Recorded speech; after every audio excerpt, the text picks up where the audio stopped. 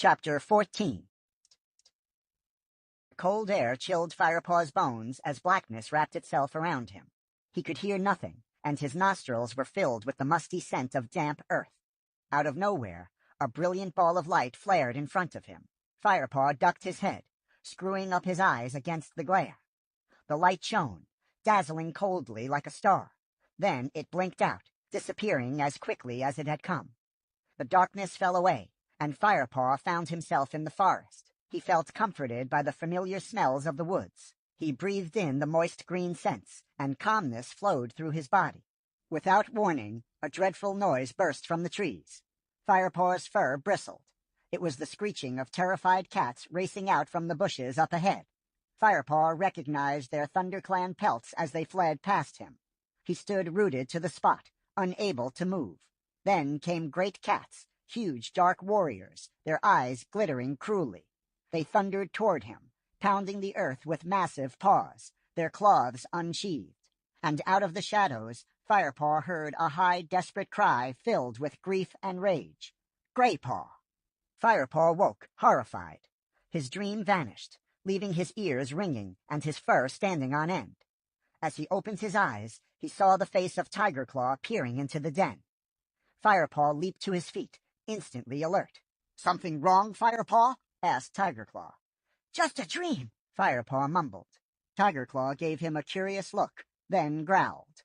"Wake the others. We leave shortly." Outside the den, the sky glowed with a new dawn, and dew sparkled on the ferns. It would be a warm day once the sun was up, but the early morning dampness reminded Firepaw that the time of leaf fall was not far off. Firepaw, Graypaw, and Ravenpaw quickly gulped down the herbs that Spotted Leaf had given them. Tigerclaw and Bluestar sat watching them, ready to leave. The rest of the camp was still asleep. "Ugh!" complained Graypaw. "I knew they'd be bitter. Why couldn't we eat a fat, juicy mouse instead?" "These herbs will keep your hunger at bay longer," answered Bluestar. "And they will make you strong. We have a long journey ahead of us." "Have you eaten yours already?" Firepaw asked. "I cannot eat if I'm going to share dreams with StarClan at the Moonstone tonight," replied Bluestar. Firepaw felt his paws tingle when he heard these words. He was itching to begin the journey.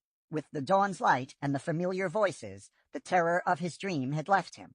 All that remained was the memory of the brilliant light, and Bluestar's words sent a renewed thrill of excitement through him. The 5 cats made their way through the gorse tunnel and out of the camp. Lionheart was just returning with a patrol. "Safe journey," he meowed.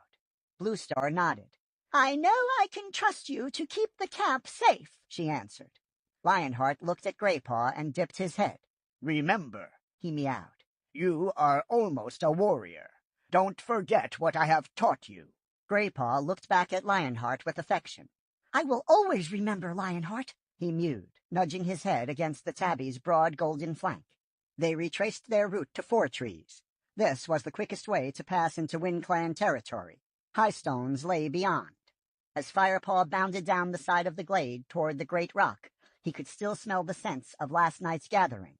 He followed the others through the grassy clearing and up the slope on the other side, into WindClan territory. The bushy slope became steeper as they climbed, and rockier, until the cats had to leap from boulder to boulder up the side of a craggy cliff face. Firepaw paused when they reached the top. Ahead of them, the ground flattened out into a wide plateau. The wind blew in a steady gust that rippled the grass and bent the trees. The soil was stony, and outcroppings of bare rock dotted the landscape here and there. The air still carried the scents of WindClan, but they were stale. Much fresher and more alarming were the pungent markings of ShadowClan warriors. "All clans are entitled to safe passage to the Moonstone, but ShadowClan seems to have no respect for the warrior code anymore, so be alert," warned Bluestar. "We mustn't hunt outside our territory, though. We'll follow the warrior code, even if ShadowClan doesn't." They set off across the plateau as the sun rose into the sky, following the tracks through the heather. Firepaw had grown used to living under a canopy of trees. Without their shade, his flame-colored pelt felt heavy and hot, and his back seemed to burn. He was thankful for the steady breeze blowing from the forests behind. Suddenly, Tigerclaw stopped dead. "Watch out!" he hissed. "I smell a ShadowClan patrol."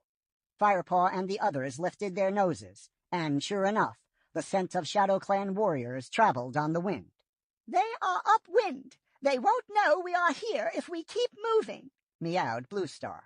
"But we must hurry. If they move ahead, they'll detect us. It's not far to the edge of WindClan territory now." They moved on quickly, leaping over the rocks, pushing their way through the sweet-smelling heather. Every few steps, Firepaw sniffed the air and glanced over his shoulder, on the lookout for the ShadowClan patrol. But gradually the odor grew fainter and fainter. "They must have turned back," he thought with relief. Finally, they reached the edge of the uplands. The landscape changed dramatically, shaped and altered beyond recognition by two legs.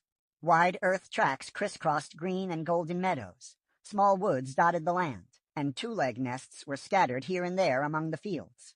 In the distance, Firepaw saw a familiar wide gray path, and an acid tang that stung his throat drifted on the breeze. "Is that the Thunder Path?" he asked Graypaw. "Yes," replied Graypaw. "It runs up from ShadowClan territory. Can you see high stones behind it?"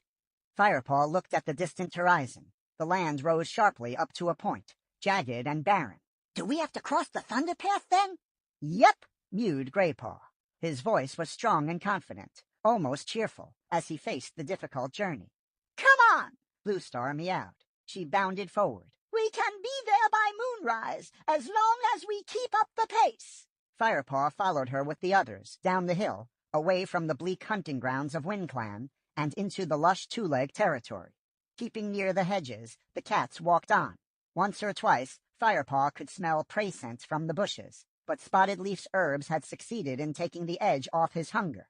The sun was still hot on his back, even in the shadows of the hedgerows. They skirted a two-leg nest. It stood on a wide expanse of hard white stone, with smaller nests round the edges. Keeping low, the cats crept past the fence that surrounded the white stone. A sudden barrage of barking and snarling made them spin around. "Dogs!" Firepaw's heart missed a beat. He arched his back, fur bristling from nose to tail. Tigerclaw peered through the fence. "It's all right. They're tied up," he hissed. Firepaw looked at the two dogs scrabbling on the stone barely 10 tail lengths away. They were nothing like the pampered pets that lived in the gardens of the two-leg place. These creatures stared at him with wild, killing eyes. They strained at their ties and reared up on their hind legs. They growled and barked, their lips drawn back to reveal huge teeth, until the shout of an unseen two-leg silenced them. The cats moved on. The sun was beginning to sink by the time they reached the Thunder Path. Bluestar signaled to them to stop and wait beneath a hedge. His eyes and throat stinging from the fumes, Firepaw watched as the great monsters flashed to and fro in front of him. "We'll go one at a time," meowed Tigerclaw. "Ravenpaw, you first." "No, Tigerclaw," Bluestar interrupted. "I shall go first. Don't forget, this will be the first time of crossing for the apprentices. Let them see how it is done." Firepaw stared at his leader as she padded to the edge of the Thunder Path and looked up and down. She waited calmly as one monster after another flew past her, ruffling her fur. Then, when the ear-splitting roar paused for a moment, she raced across to the other side. "Off you go, Ravenpaw. Now you've seen how it's done," meowed Tigerclaw. Firepaw saw Ravenpaw's eyes widen with fear. He knew just how his friend felt. He could smell his own fear scent. The small black cat crept forward to the edge of the road. It was quiet, but Ravenpaw hesitated. "Go!" hissed Tigerclaw from the hedge. Firepaw saw Ravenpaw's muscles tighten as he prepared to run. Then the ground began to tremble beneath his paws. A monster sped out of the distance and hurtled past. The black cat shrank back for a moment, then pelted over to join Bluestar. A monster coming in the other direction threw dust up where his paws had been just a heartbeat before. Firepaw felt his fur shiver, and he took a deep breath to calm himself. Graypaw was lucky. A long lull let him cross safely. Then it was Firepaw's turn. "Go on, then," growled Tigerclaw. Firepaw looked from Tigerclaw to the Thunder Path, and then walked out from beneath the hedge. He waited at the edge, as Bluestar had done. A monster was rushing toward him. Firepaw looked at the approaching monster. "After this one," he thought, and waited for it to pass. Suddenly his heart lurched as he realized the monster had veered off the Thunder Path and was bumping along the grass. It was heading straight for him. A two-leg was jeering from an opening in its side. Firepaw leaped backward, claws out, battered by the storm of wind from the two-leg monster as it roared past him only a whisker away. He crouched, trembling in the dirt, and stared as it swerved back onto the path and disappeared into the distance. Through the roaring of blood in his ears, Firepaw realized the thunder path was quiet again, and he raced across, running faster than he had ever done in his life. "I thought you were Freshkill!" cried Graypaw as Firepaw cannoned into him, almost knocking him over. "Me too!" Firepaw gasped. He was trying to stop shaking. He turned back to watch Tigerclaw dart over the path toward them. "Two legs!" he spat as he arrived at their side. "Do you want to rest before we go on?" Bluestar asked Firepaw. Firepaw looked up. The sun was low in the sky. "No," he answered. "I'm okay." But he had leaped so frantically out of the monster's way that his claws felt frayed and tender. The cats carried on, with Bluestar in the lead. The earth was darker on this side of the thunder path, and the grass felt coarser under paw. As they approached the foot of high stones, the grass gave way to bare rocky soil, dotted with patches of heather. The land sloped up now, toward the sky.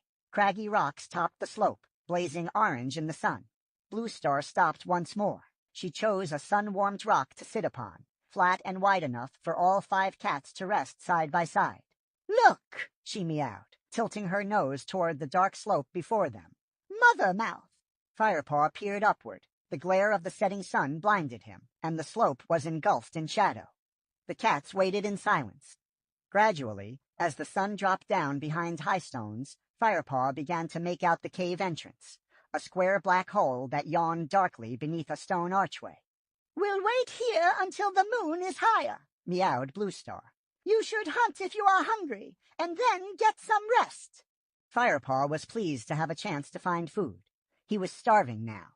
Graypaw clearly felt the same and leaped away into a clump of heather, following the prey scent that was thick in the air. Firepaw and Ravenpaw followed him.